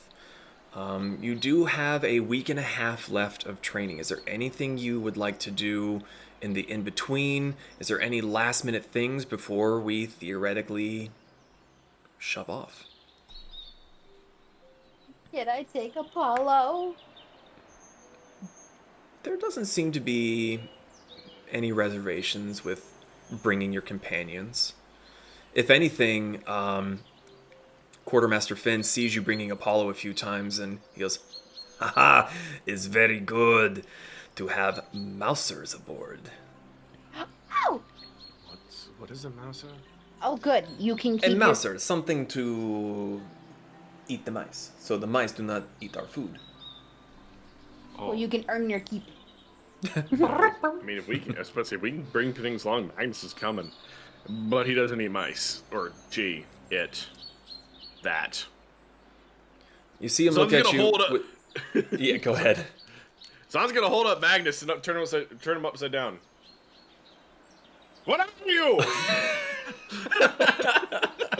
Oh, poor Magnus. Magnus looks like it doesn't bother him in the slightest. He's got his mouth open, tongue's hanging out, and he's just voobing. Vanera, I thought we've been over this. He's a magical anomaly. Yes, Vanera, this thing doesn't have a sot in its head at all, ever. We would all be slaughtered to death right now, and he'd look just like this. Must be interesting to live life that way. No worries. All happy. Sounds like how my third brother was. What? It's a long story. Oh. Ouch. Bless you. Someone in Rokasing must have been talking about me. Zaan, you specifically, one thing I wanted to mention with your conversations with Isadora is a lot of the commands that she would give you and expect you to reply with generally consist of very sharp, very loud whistles. Things that can be heard above the potential of driving rain, heavy winds, where voices may get lost. The rhythm and the frequency of your whistles would be how you would communicate short, quick instructions. Anything that needs to be detailed, you would have to speak, but you can generally, with a few patterns, say something on the left, something on the right, something behind, in front, general distances. So that would be a majority of... Because you, with your senses and your eyesight, looking's not hard. It's mostly the communication and getting used to hearing that sound and knowing how to reply quickly is what you're being trained with on this particular vessel. Yes. Hearing's not that hard either. Yeah. So, anything last minute? Anything else that you wish to do in the time that you have? Brick, about half a week before your training is done, you were able to get your spell sword. And you're like, damn it, he's right. All I needed was the spring. And some lube. Kazumi is going to take some time each day that she's training to try to meditate. Mm-hmm. Because she's still not used to being on a boat. She's trying to condition herself being okay with the movement of the boat. So with your meditations, are you doing that on the ship? On the ship, like Okay. on the deck, sitting on the deck, trying to get accustomed to the movement. Okay. Make a Constitution saving throw. Oh no. And I'll let you do it with advantage. Good, because that's negative. Oh. Oh, just kidding. It's a +0. Better than negative. It's not technically negative. Oh, okay. It technically does not exist. That would be an 18. An 18. You were really worried for a little bit because you have been on a boat, but you haven't been on a boat terribly long, and especially doing things. But within the 3 weeks of your training and meditating and getting used to the slight bobbing back and forth and the different variations of pitch, you're able to keep your food down. You don't get nauseous, and you have high hopes. Good, because seasick is not a cute look. Don't worry. Don't worry, Kasumi. You'll be the vixen of the seas. Is there a like gem or ring or jewelry place in this town? You're able to find between like pawn shops and knickknacks. You could even potentially go see Oscar again. Within the 3 weeks, you would be able to find yourself some jewels. Is there something? I'm assuming there's something particular you're looking for. Yes, high end. Well, what are you physically looking for? Let's go with bracelets and rings. Bracelets and rings. For what purpose? Decorative? Sacrificial. Engagement. Sacrificial.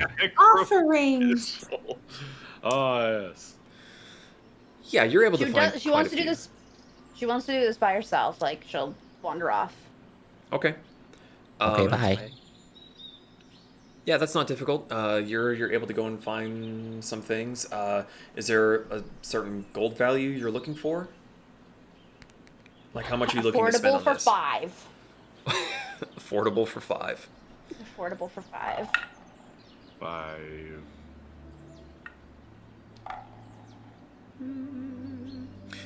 Why am I rolling? You roll. Make a investigation check with advantage. Impact tactics. No.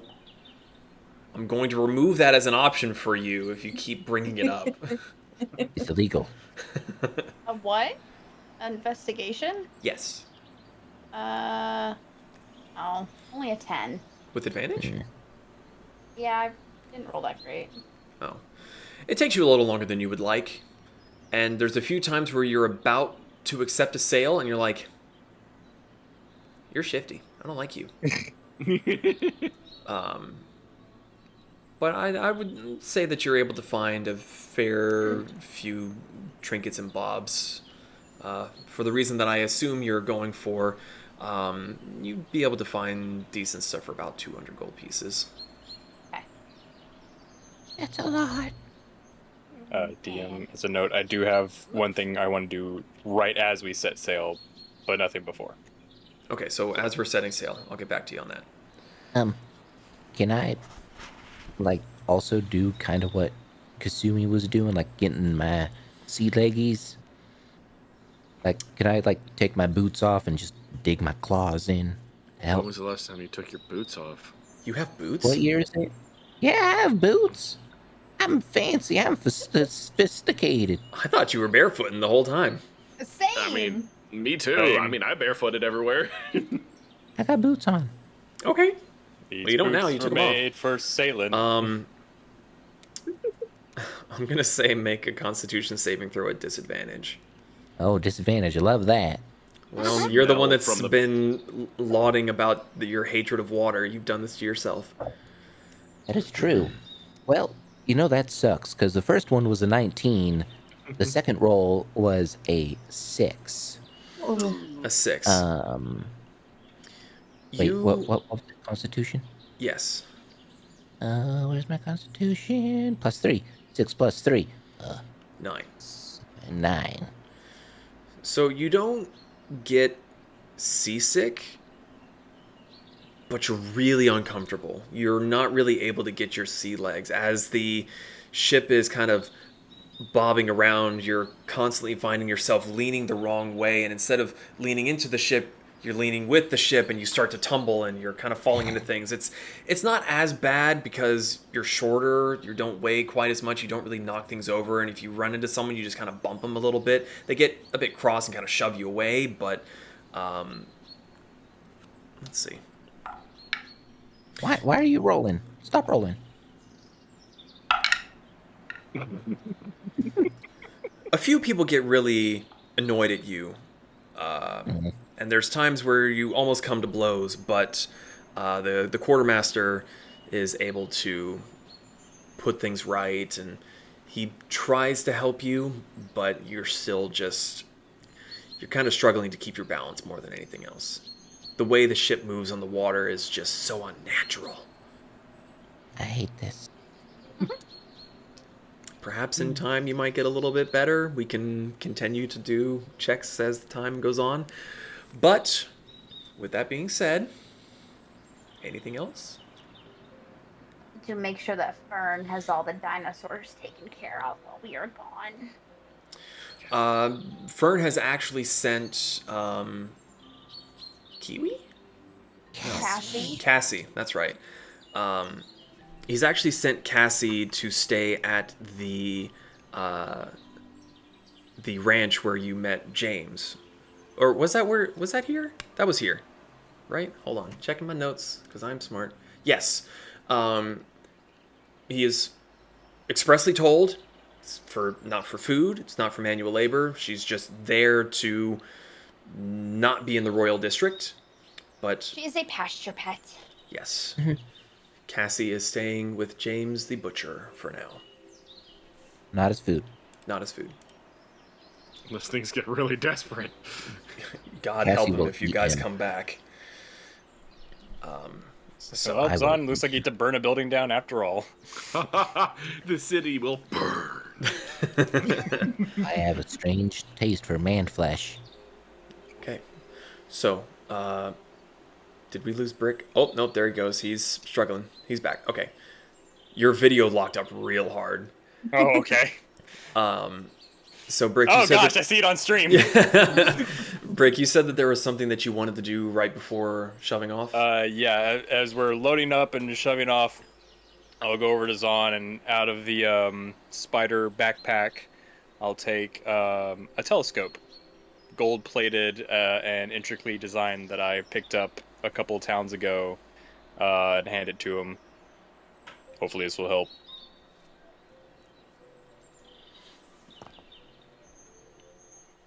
Cool. Yeah, you look at it and it's all Aslan design.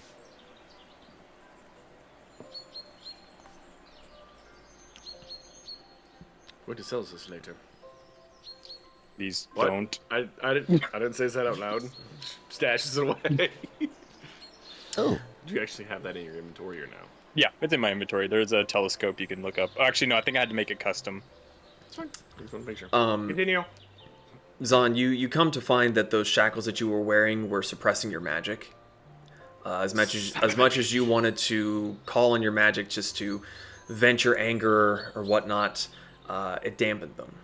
However, come the day of your departure, Otus does come and removes them from your person, as you are about to set off on a potentially dangerous voyage, and you're no longer part of the kingdom's problem. So, Setting you loose on the pirates. Otus is there to see you off. Oh, the Otus? Well, I was getting there. Otus is there. The king is there. His wife, Sonia, is there. Blade. Eh, What? Sonya Blade. Mortal Kombat. yeah.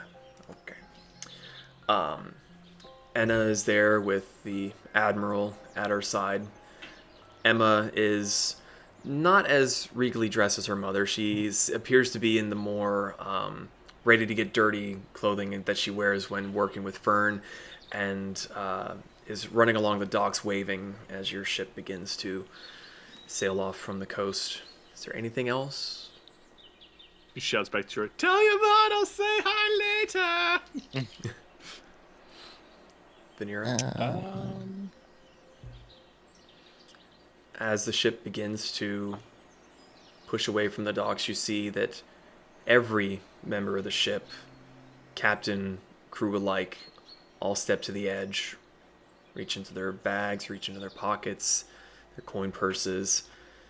You see a necklace tossed over a handful of coins, a gem. Which is Zaan, knowing all of this at all times, pulls out a ring with jewels on it and a bracelet, chucks them both overboard. Our face prepared. What's going on? I think they're making offerings. Yeah, you know, it's a thing that you do when Seto. you... Yes, As you're standing there talking about this, the crew that's kind of immediately around you are beginning to turn and look at the five of you with a very expectant look like... Well, four of you. Apologies. Yeah. They're all beginning to look at you with a... Come on. Kind of look. Oh, sea god offering thingy. Yeah. Yes. Oh. Yes. He takes and sticks the bag and opens it up and starts rifling through and pulls out a jewel he forgot he had. It's about the size of his fist and just goes. I like the idea that it's just Velka just.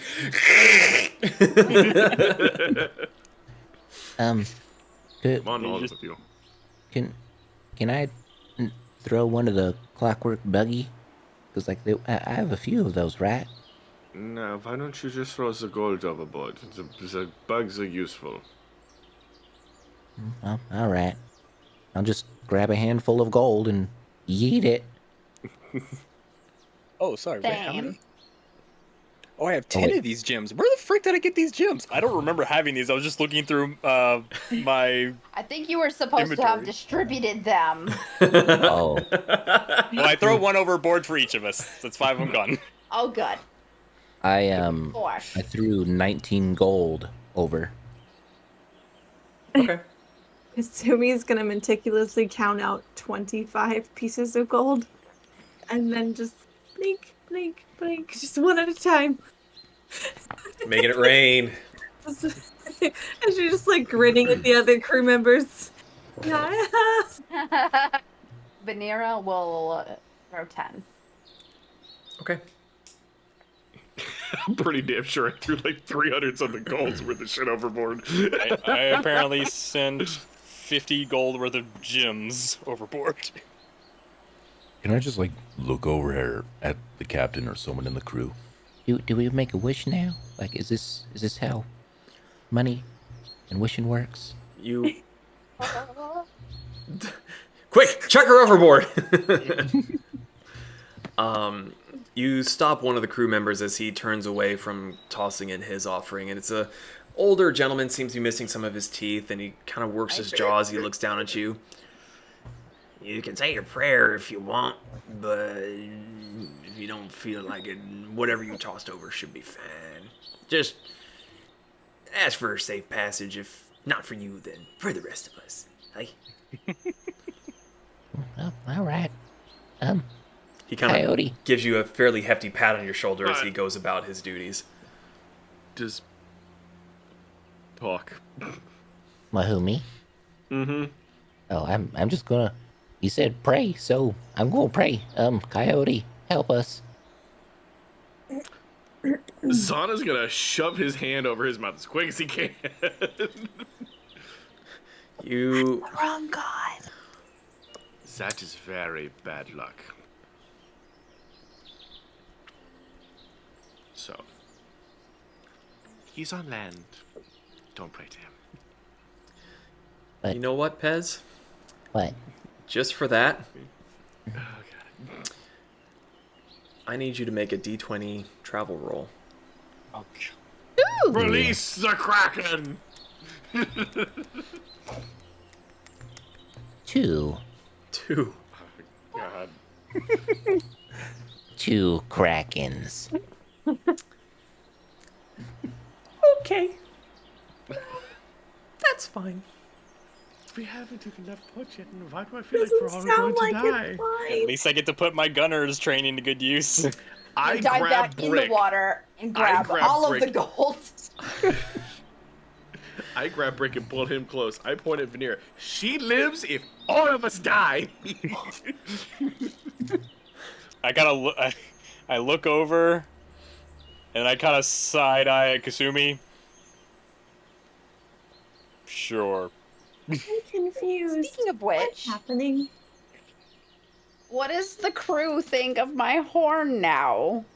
Because it kind of just fucking appeared. You get the occasional curious glance, and you even see one guy stop and stare, and he's like, and he's just sort of looking confused, like, did I really? And then you see him like reach to his side and get his flask, shakes it a bit, uncorks it, sniffs it, takes a swig, corks it, puts it back, goes about his duties. There's a couple of tieflings on board, and horns aren't an oddity. It's weird that it's in the middle of your fucking forehead, but Okay. It's also weird that it just appeared. well, One time I was there, one time I wasn't. for all they know, you Alcohol's a hell just of a drug. glued it on there. They don't know. None of them seem to none of them seem to really be bothering you about it. If anything, they kind of give you a bit more of a, a wider berth, because if you just like sneeze, you're gonna kill somebody. No. No. Hi. Happened before. What? Rick is actually gonna kind of call a team meeting. Actually, I had a question for everyone. Huh? Yes. Am I allowed to talk? No. After we take care of this business, is everyone still okay with heading to the Temple Mountains? Is that right? What's the place to get your Yeah, your the new core battery. replaced? Yes. I mean, you have the ring, don't you? Well, Take the ring to wherever you want to go. I have been there first. So that's actually kind of my question. Do we want to take the ring back to Aslan and get another ship there, or just ask if these apparently partially crazy people will take us? I'm confused. We've been to the place we need to go. No. You have been to the smithing area. You have not been to the Tempests Mountains. Like, if you look at the map, it's the place past the continent. I mean, where we went to the wherever we were there is still there. And That's what I'm asking. Should we go there since it's closer and get another ship? Or should we just ask, since these guys are apparently willing to take on just about anything, should we ask them? I think that it might depend on if the dark, smoky shadow realm opens up into this world or not by then. Okay, first off, I'm not casting banish on myself anymore, so hush. I'm glad that we have established that. Also, if that is going to happen, I would like to be able to be fully functioning and useful again. Yeah, So, I'll add it to the list of things to do. Why don't we figure that out when we're a bit further along and come into that decision? Yep. I'm Okay. fine with getting the core replaced after this. In what way we do it, Now, if you excuse me, where's the crow's nest? It calls my name. Hello? If you find a As he's crow up climbing there, up it's on good that. eating. Well, I was also going to ask, what's our plan? We help the crew. Yep. You know what I mean? Like, once we get there. That's a ways away. Not worried. We're trying to find Shenshei. Mm-hmm. Trying to find your god? No, honey, not Shenshei. I'm tired, okay? Shirahama! I know where Shenshei is. Okay. Did you hear from the crow's nest? No, you don't! Oh, I'm sorry. You hear the whistle. Bullshit. Crisper. CRISPR did not like that. All right. Anyway. Okay. So you all set sail.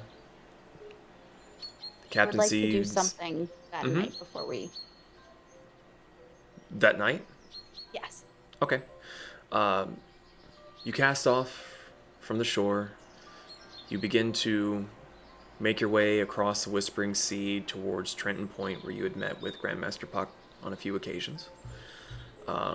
There is a bit of a headwind, so your trek is a bit slower than you would possibly like. You have to do quite a bit of tacking to continue to make forward progress. Zaan, make a perception check. And remember to add your training bonus. Oh, that's right. I get it 3. This is gonna be ridiculous. 18 plus 9 is 27. 30. 30.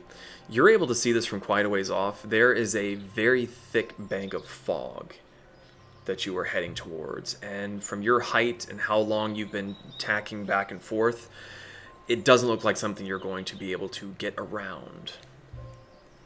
I whistle. Informatively. So you send the whistle down, and those of you that are down on the deck, you see Isadora look up and listen and relays the information to the captain. And you see Captain Eric out the wheel and just kind of growls a little bit. Nothing to it but to push on through. Yes, Vanera? I go up to the captain. Me. Is it for me? Oi, madam, what can I do you for? Have you gone through this in fog before? It's not the first time we've encountered fog on the waters. It's pretty common up this way. It's true. Are you worried? Not really. Not many shallows this side. Once we get around Trenton Point and down the coastline, that might be a bit of a different story. But we shouldn't have any situations unless... and he kind of looks towards the west. Unless someone else is hiding within the fog. Oh. Well, the sun nearly dropped Yeah, off here, apparently. they dropped the sun!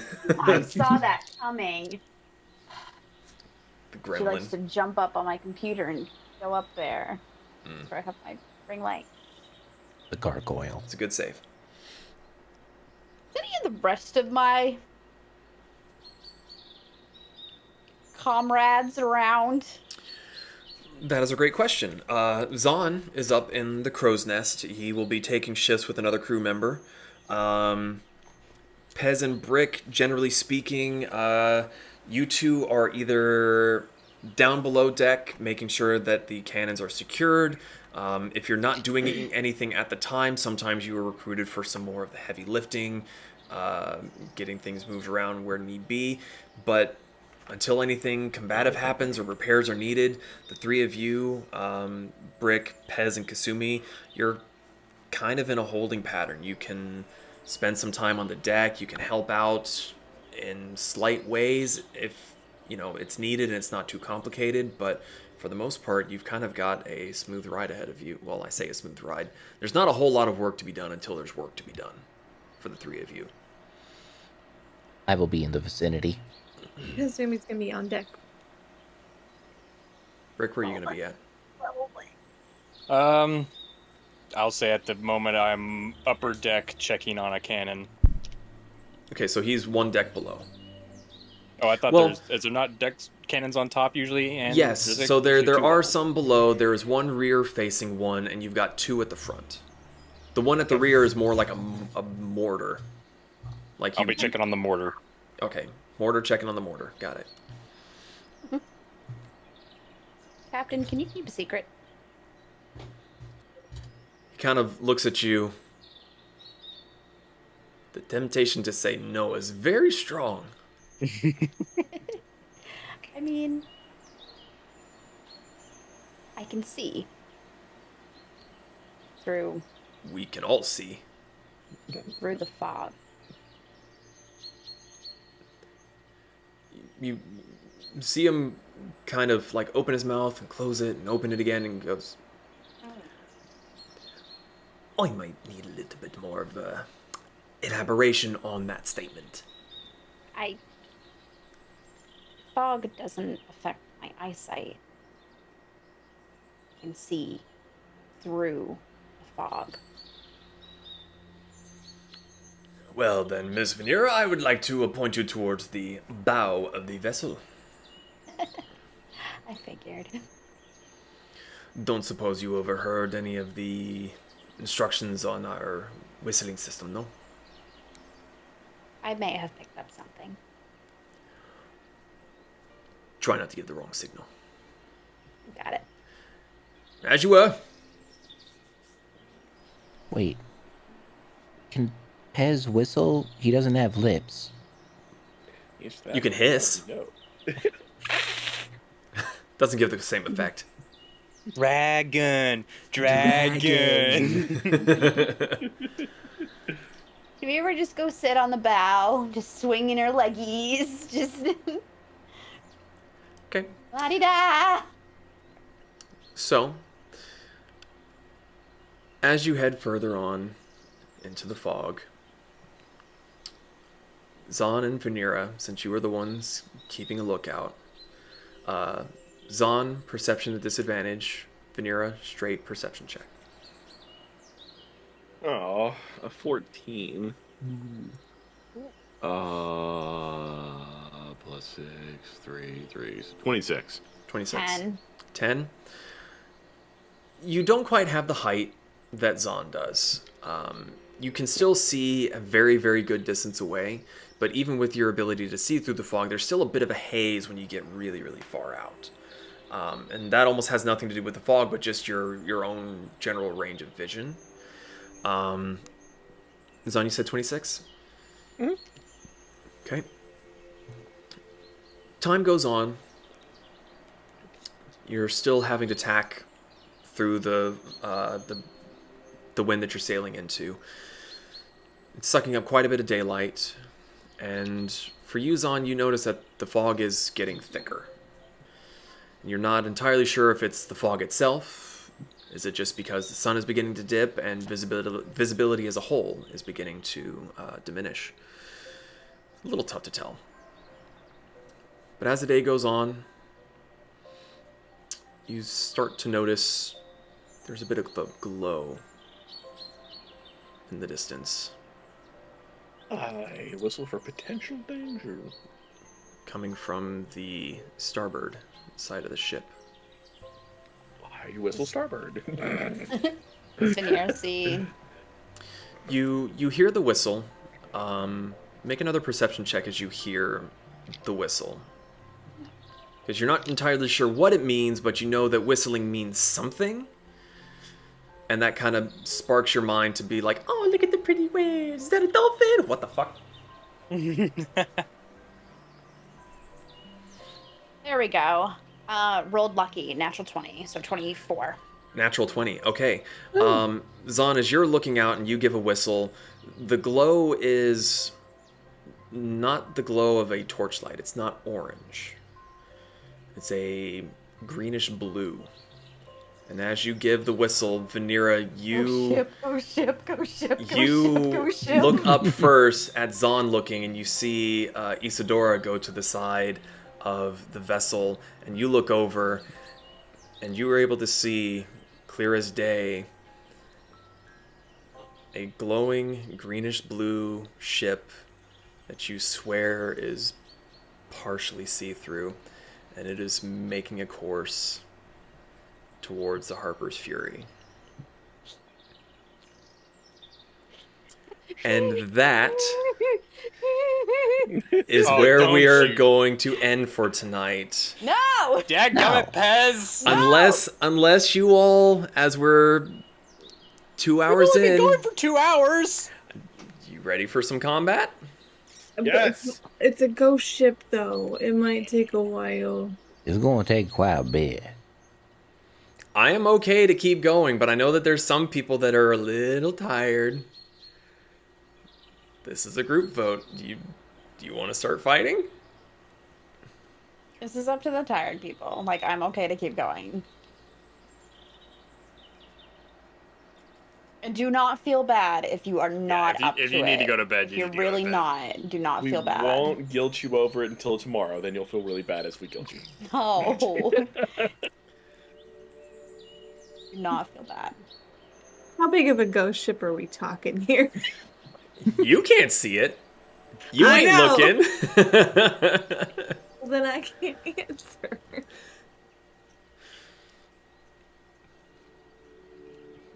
Will this combat take less than an hour? I have no idea. It depends on how your rolls go. It depends on how quickly you guys take your turns. If we're that worried about it, let's save it then. That means we get to start the next session with combat. It's 2 weeks. Well, then just have combat in your session then. Maybe No. I will. It's only gonna have Okay. combat in just about every single session because It'll somebody be- wanted to go to a fighting ring. It's I given want- 2 weeks to come up with strategies on how to fuck up ghosts. There you go. Yep. Okay. Thank you all so much for joining us tonight. Quite a bit of a lore dump that I was sort of expecting, and I was kind of expecting to get into a little bit of combat sooner, but it is what it is. This is going to be a little bit of a shorter episode just because we don't know how long combat will take. And unfortunately, we have some East Coasters who is getting a bit late, and they have chillins, and we're not blaming. It's a fact of the matter. So, we will be back next week for Storm King's Chaos, which Zeke will be running. And yeah, we'll be back to this one in 2 weeks' time, where we get to start fighting some ghosty ships. So, anyone else have anything that they want to say, talk about, questions, comments, concerns? Join us in Pez Plays as we play Sea of Thieves to get ready for combat. Not a terrible idea. Huh? Okay. Well, sorry for the slightly shorter session, but I feel that it's a bit necessary. We could be here for 2 more hours, and that's not fun for some people. So, until the next time we go live, stay safe. We'll see you next time. Good night, everybody! Thanks. Bye.